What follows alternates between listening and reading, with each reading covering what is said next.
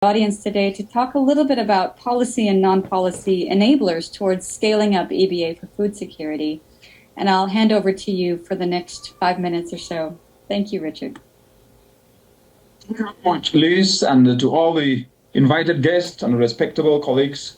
It's a great honor to be speaking to you this morning. Just imagine receiving a phone call from your banker that your account is overwhelmed or overdrawn by 160%.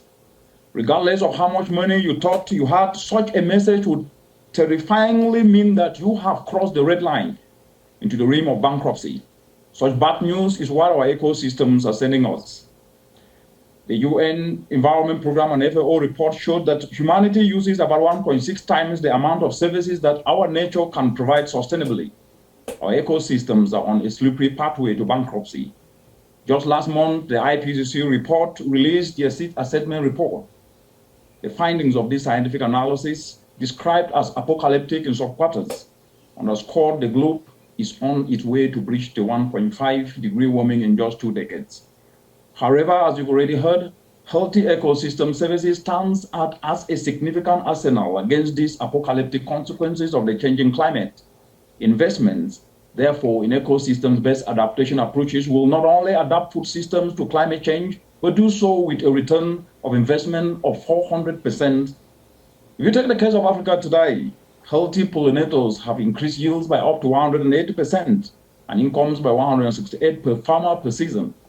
These benefits go beyond theory. Anecdotally, from Zai in the Sahel, that have rehabilitated hundreds of thousands of degraded lands and increased yields by a massive 500% to agroforestry in Malawi, which has resulted in the restoration of over 15 acres of previously degraded land in less than 2 years. The evidence in favor of EBA is overwhelming. In upscaling these much-needed successes to become a continental norm, the ecosystem-based adaptation for food security assembly, EBAFOSA, was established and endorsed through a ministerial decision of the African Ministerial Conference on the Environment in 2015. Over the years, EBAFOSA has provided an inclusive framework to mobilize inclusive partnerships across the continent are called for under SDG 17 for inclusive partnerships and Section 5 of the Paris Agreement to drive innovative enablers towards upscaling EBA to build productive climate-resilient food systems as follows. First is diversing from EBA silos to complement it with value addition. As we know, Africa leads global NDCs ratification with 98%. With revised NDCs, over 80% have submitted, with 9 countries being lauded for having more ambitious second-round commitments. But the big question is how implementation can be leveraged to climate-proof and enhance the productivity of food systems in the continent. The answer lies in one word: value addition. As much as EBA has been shown to improve yields, on one side, Africa loses up to $48 billion as post-harvest losses each and every year. These losses are not only in food, but incomes and the ecological resources expended in cultivating this food. The income losses limit the ability of communities to invest in EBA. Through the EBAFOSA framework, we have leveraged an innovative approach called mitigation powering adaptation across the continent, where investments in EBA are complemented by mitigation actions, especially in clean energy, to justly transition communities to the low emissions pathway and bring adaptation solutions to scale. In Uganda, for example, simple climate action solutions of solar dryers have been decentralized to communities to benefit over 2,000 households with value addition in the Buganda Kingdom in less than just 1 year. During the COVID-19 period, while others were counting losses arising from the closure of markets, communities were able to access climate action solutions of solar dryers, and this ensured reduction of pumpkin losses by 28%, enhancing earning of these communities from high-value dried cassava per farmers group, while also creating income for the youth. And that takes me to the second point, which is unlocking niche markets through EBA is important. There is a growing market segment of consumers ready to pay up to 3 times the price of conventional food for certified organic, healthy, and environmentally compliant food.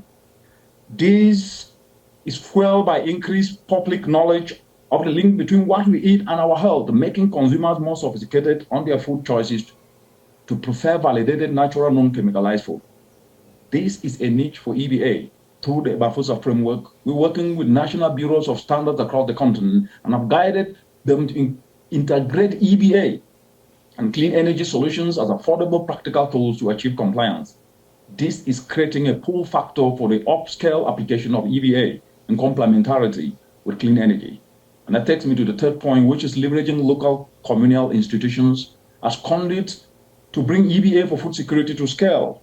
While smallholder farmers who are part of Africa's vast informal sector that engages over 80% of the population are champions in fostering the application of EBA, they have local communal institutions that they belong to. Bafosa is convening these communal cooperatives called Village Savings and Loan Associations who have their members already using EBA to cooperate around assessing value-added solutions of solar dryers. And with these, they are cutting post-harvest losses to increase their revenues and savings and create a cycle of savings and investments in EBA. And that takes me to the fourth point, which is we must leverage local governance structures. Across Africa, local governance structures trusted by communities offer an effective conduit for upscaling EBA. Through a Bafosa framework, local governance structures of the Buganda Kingdom in Uganda and Nasarawa in Nigeria have been leveraged as structures for mobilizing local communities to take up EBA. These local governance structures offer the shortest route by which climate science proof of concept can quickly transition policy into implementation. For example, in the Buganda Kingdom in Uganda, through practical demonstration, the local governance structure has taken up EBA and clean energy solutions to enhance the productivity of their cassava value chains. And this has informed policy on job creation from cassava value chains as well as engagement of communal cooperatives. And that takes me to the last point, which is skills retooling. You cannot address and bring EBA to scale in the continent without leveraging on the powerhouse of Africa. And Africa's powerhouse are the youth. African youth are Africa's powerhouse, and how they can be tapped to drive EBA solutions represent a formidable strategy. Willing youth across the continent are leveraging on this framework of Bafosa through an approach we call innovative volunteerism, where they willingly retool their skills to upscale EBA solutions as they turn their passions into profit. While land may be inaccessible to many of these youth, through Bafosa, they are being guided to intervene along the value chain. Through this, they are fabricating and decentralizing these climate action solutions that help reduce post-harvest losses and at the same time also limit the waste of ecosystem goods and services as post-harvest losses. And they are also turning waste to biofertilizer, which actually is helping farmers to apply in the farms.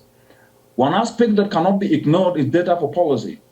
As we know, Africa does not lack pro-EBA policies. The gap lies in one word: implementation. We are using the data emerging from the EBA solutions applied in a continuum to bridge these gaps and thus ensures more targeted incentives that focus on enabling proven successes are established. For example, data on the efficacy of EBA approaches on increasing yields in solar dryers and preventing aflatoxin and are being uptake by bureaus of standards in countries from the practical demonstration that has been shown. Distinguished colleagues, ladies and gentlemen, these principles I have shared, which we are driving through the Bafosa framework, cannot be actualized without the whole exercise of non-policy incentives, what we call soft aspects. I'm talking about inspiration and selflessness and inspiring people to be able to usher themselves to actions. And these are the building blocks of purposeful passion. We cannot ignore these. These calls for the right mindset, which is irreplaceable in motivating us all to action. In the cycles of life, as we know, it happens that a unique challenge befalls a generation. Yes, it does, which must be solved to guarantee the safe existence of future generations. Climate change is a challenge of our generation, and we have only 2 decades within which to change course and ensure both present and future generations can benefit. Let us therefore pull together to build climate resilient food systems as we bring EBA to scale. Thank you. Richard, thank you so much. I always feel inspired when I listen to you speak. And I love how you've started off with global challenges, that bankruptcy of our ecosystems, which is such a powerful image, and taking it down to the local level. As you said, adaptation must happen locally. And the examples that you've given about adding value, about mitigation, powering adaptation, about unlocking those markets for access and information and the demand for healthy food, which is very much along the lines of what Catherine is saying, is so often missing in many local contexts, that power of local communities. And you ended with talking about the power and the advocacy that is needed in our youth and that already exists And that provides, I think, an excellent connection to our next speaker,